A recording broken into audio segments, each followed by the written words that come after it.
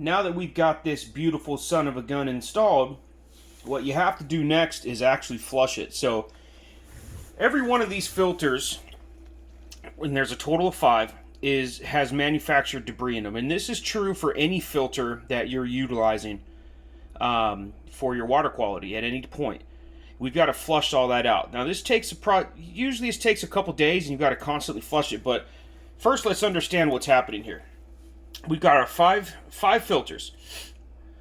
This is our membrane, and that water passes through this incredibly slow because this is such a fine filtration process, which is why we have a reservoir tank. There's a 3-gallon tank that gives us filtered water at any given moment for cooking, cleaning, drinking, all that good stuff.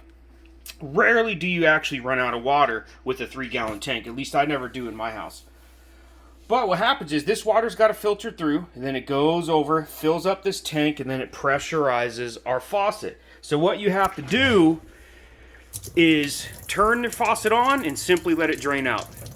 And what you'll see here, RO water is typically crystal clear, but not when you first get it set up or first change your filters. It's not so clear.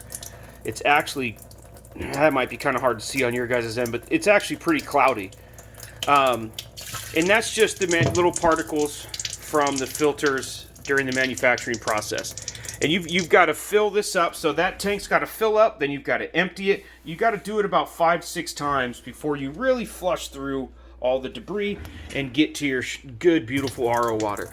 But anyways, yeah, flush it, turn it on. Simply let it keep draining until it stops. Turn it off. Let that tank underneath fill back up after a couple hours. Turn on and repeat.